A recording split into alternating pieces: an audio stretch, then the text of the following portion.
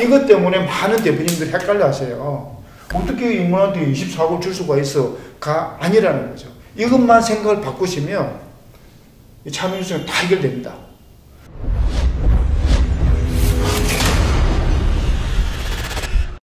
네, 여러분 안녕하세요. 동도자산연구소 이영길입니다. 이번 시간에는 차명주식 완결판 마지막으로 차명주식에 대해서 할 건데요. 제가 차명주식에 대해서 차트의 부재도 그렇고 전에 제가 계륵과 같다고 말씀을 드렸잖아요. 계륵이라고 이제 이렇게 말씀을 드렸던 이유는 계륵에 대해서 여러분 이야기 많이 들으셨잖아요. 삼국지에 나오는 이야기잖아요. 위나라 조조가 한중을 차지한 총나라에 대해서 전쟁을 일으키려고 했던 건데요. 한중 땅이 사실은 총나라 쪽에 있어서 중국 서쪽에 있는 땅이거든요.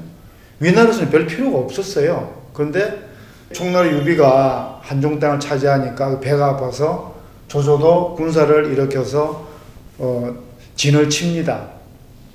그래서 한중 땅에 굳이 필요도 없는데 나갑니까 하는데 조조는 배가 아파서 못 살죠. 양진이 이렇게 바라보고 있는 상태에서 조조 부하 중에서 양수라는 자가 있었어요. 좀 똑똑하고 또 나서기 좋아하고, 양수가 조조한테 가서 오늘 밤 구호를 뭘로 할까요? 물으니까 조조가 고민하다가 계륵이라고 하여라 했어요. 그래서 양수라는 사람 눈치가 빠르니까 당신은 생상이었거든요. 철군날 생각을 갖고 계시는구나. 해가 나와서 영도 없었는데 군사들에게 철군 준비 명령을 준비를 시켜요. 그 다음날 아침에 자고 일어나니까 조조가 보니까 군사들이 철군을 준비하고 있거든요.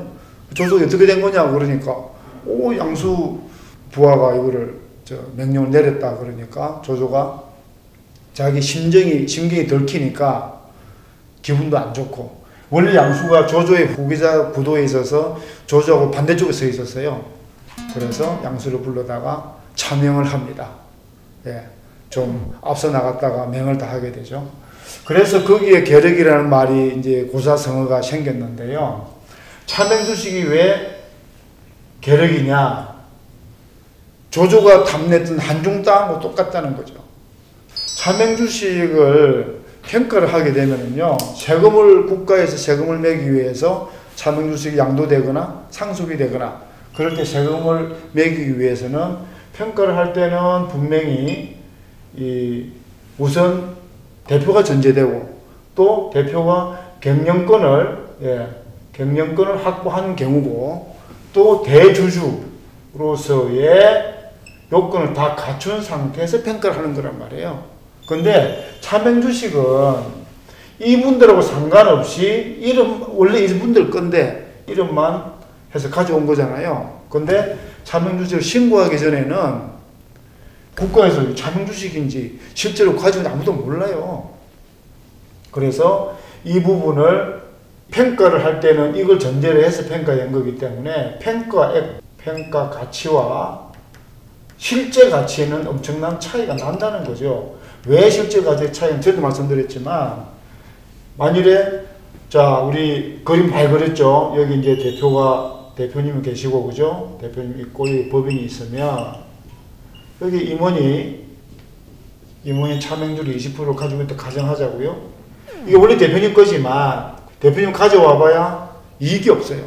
그래서 이 20%를 그냥 임원 거로 하고 임원이 바로 사내근로복지기금에, 사금복에 무상 출연을 시켜버리면 오히려 이익이다. 이걸 말씀드린 거잖아요. 그럼 왜 이렇게 현상이 생기느냐? 평가 가치와 실제 가치가 엄청난 차이가 나죠. 평가 가치가 훨씬 커요. 이 법인의 시총이 120억이라고 보면 평가액이 그렇다는 거예요. 20%면 24억 아니에요. 그죠? 대표님이 계시고 대표님이 80%를 가족과 다 가지고 있고 20%만 떼서 임원이 가지고 있는데 이게 대표, 경영, 대주주로서의 모든 거를 뗀 상태에서 20%만 가지고 24억에 사갈 사람이 있겠어요? 없잖아요. 기껏해야 4억 될 거예요. 실제 가치는 4억밖에 안 된다는 거죠. 이것 때문에 많은 대표님들이 헷갈려 하세요. 어떻게 이분한테 24억을 줄 수가 있어?가 아니라는 거죠. 이것만 생각을 바꾸시면 차명유증은 다 해결됩니다. 그래서 그 20%를 믿었던 임원이 가지고 있으니까 경영권에 아무 문제가 없었는데 이거를 20%를 다른 사람에게 제3자에게 가게 되면 그죠? 예를 들어서 임원이 사망을 해서 상속이 됐거나 아니면 임원이 땀만 먹고 딴 데 팔아먹거나 그죠? 이렇게 되면 문제가 좀 복잡해지죠. 왜? 이 사람들 20% 주식을 가지고 경영권에 간섭할 거니까 소수 주주권 행사할 수가 있고 그죠? 툭하면 장부 보자 그럴 거고 예. 감사 보고서 보자 그럴 거고 피곤하잖아요. 그래서 이건 막아야 되기 때문에 사명주 해결은 해야죠. 대표님이 통제할 수 있고 그죠? 대표님 직접 관여할 수 있는 인격체에다가 주면 되잖아요. 그게 바로 사내 근로복지기금입니다. 겉으로는 근로자의 복지를 위한 거라고 하지만 사실은 이 임원의 주식을 사금복에다가 던져 넣으면 정말 깔끔하게 해결이 되죠. 정유세도 없죠. 임원도 이제 자유로워지는 거죠. 그죠? 그래서 맹신대 관계를 인정을 받아서 비용 들고, 그죠?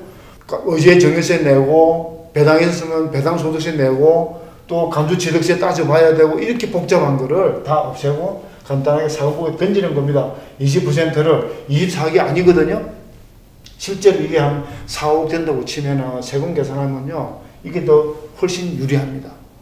자, 그럼 사금복에서 그럼 20%를 받아서 어떻게 할 거냐. 보유를 할 수가 있잖아요. 저는 설명드렸죠. 그죠? 보유할 수 있는 방법이 있고 바로 현금화 할 수 있는 방법이 있는데요. 그죠? 보유를 했을 때는 그냥 배당을 받는 수밖에 없어요. 배당. 예. 배당을 받아서 이거를 복지비로 지출하는 거죠. 예. 그렇게 하는 방법이 있고 그렇지 않다 그러면 대표님이 그래도 난 지금 요 현재 80%만 가지고 있지만 100%를 올릴 거야. 이런 이유가 사실 없죠. 없는데 어쨌든 대표님 쪽에서 회사의 모든 주식을 다 가져오고 싶다. 사금복이 주주가 됐으니까 이거를 당겨오고 싶다. 이런 마음도 생길 거 아니에요. 그럴 때는 사금복에서 법인에게 이 주식을 대파는 거죠. 즉 이익 소각을 한다는 겁니다. 예, 이익 소각을 거치면 그죠? 법인에다가 팔면 법인에서 사금복으로 현금을 줄 것이고 그 현금으로 복지 비용을 지출하잖아요. 법인에서 어차피 나가는 복지비 있는 것들을 여기서 나가지 않고 사금복에서 나가게 하면 되잖아요. 그러면 이제 사금복에서 이익 소각할 때 문제가 없는 예, 문제 없습니다. 대표하고는 상관이 없거든요. 그러면 사금복에서 여기 20% 주식을 가져와서 한 방에 다 법인에 넘기면 법인이 24억 다 낼 수가 없잖아요. 현금이. 그래서 그렇게 하시지 말고 20%니까 4%씩 예, 5번을 나누는 거죠. 5년에 걸쳐서 분할해서 이익 소각을 매년 한 번씩 하는 거죠. 이렇게.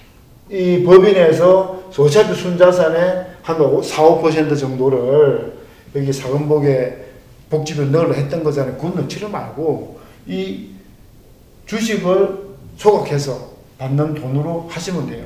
그럼 여기서 이제 이익 소각할 때 할 거는 법인과 사금복이 특수관계에 있단 말이에요. 그러면 시가의 30%까지는 정상거래를 보잖아요. 근데 그게 한도가 3억이죠. 이 두 개 중에 적은 금액을 한도로 하니까.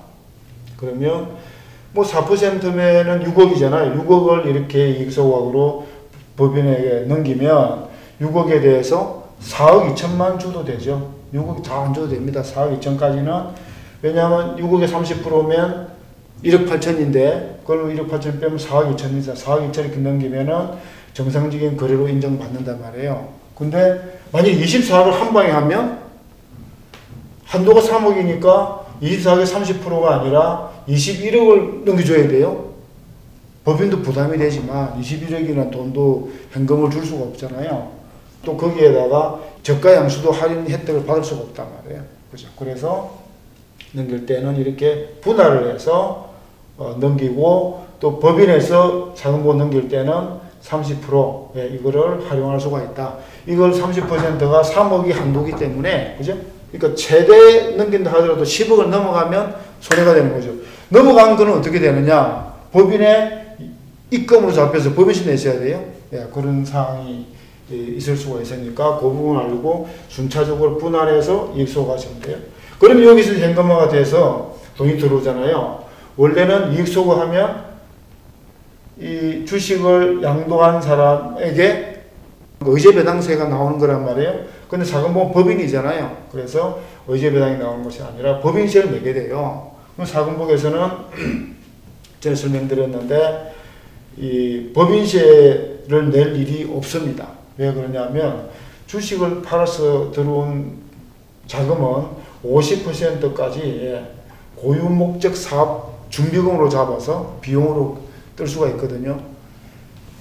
사금보험에서 나오는 것 중에서 배당이라든가 이자 이런 것들은요 100% 고유목적 사업 준비금을 할 수가 있어요. 그런데 주식을 팔아서 받은 이 수익금은 50%까지만 고유목적 사업 준비금을 잡을 수가 있어요. 그러니까 복지 지출을 할 때 이걸 먼저 지출하셔야죠. 사금보험을 먼저 지출하고 50%까지는 고유목적 사업 준비금으로 준비금으로 계산할 수 있으니까 비용 처리가 된단 말이에요. 사금보험에서 어쨌든 세금 법인세 나갈 일은 정말 없습니다. 그래서 이러한 과정을 거쳐서 대표님이 가지고 있던 자명 주식은 맹신탁으로 처리하지 않고 사금보험으로 출원한다. 사금보험에 출원해서 복지비를 배당을 받든지 아니면 이익소거를 거쳐서 사금보험에 복지비로 만들면 된다. 그죠? 그렇게 잡으시면 되고요.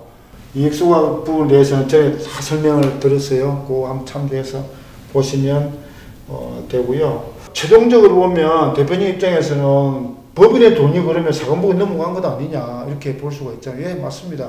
법인의 돈이 넘어갔는데 실상 따져보면 이게 24억이 아니라고 전제를 하면 사금보험에 돈 넘어간 게 얼마 안 된다고 볼 수 있는 거죠. 근데 이제 이게 24억으로 평가를 받다 보니까 이게 결국은 30% 분할해서 한다 그래도 30% 할인됐다 하더라도 한 15억 정도는 사금보험 넘어가는 셈이 되는 거예요. 그죠? 6년에 걸쳐서 근로자들 복지를 위해서 사용하게 되는 부분이 있기 때문에 15억이라도 1년에 2억씩 잡으면 12억이잖아요. 예, 그렇게 해서 될 수 있다는 거. 그러나 이게 조금 손해가 된다고 생각이 든다 하더라도 실질적으로는 더 유리하다. 그래서 이렇게 하는 거예요. 그러니까 사금보험에서 법인에서 그러면 돈을 갖다가 이렇게 법인 돈을 신매도 가져온 거 아니냐. 대신에 법인의 이익잉여금이 줄었잖아요. 그죠? 법인의 이익잉여금이 줄었다는 이야기는 나중에 상속할 때 대표님의 이 기업자산의 평가가 줄어든다는 거죠. 예, 그래서 차명주식에 대해서는 우리가 계력 같은 차명주식 아깝게 생각하지 마시고 과감하게 사람의 근로복지기금을 설립해서 거기에다가 두시고 사용하시는 것이 좋다고 생각이 됩니다. 관련되는 부분 자료들은요, 요 위아래 걸어놨거든요. 그거 참조하시면 되고, 도움이 되셨다면 구독과 좋아요 부탁드리겠습니다. 감사합니다. 다음 영상은 가업 상속 공제가 이어집니다.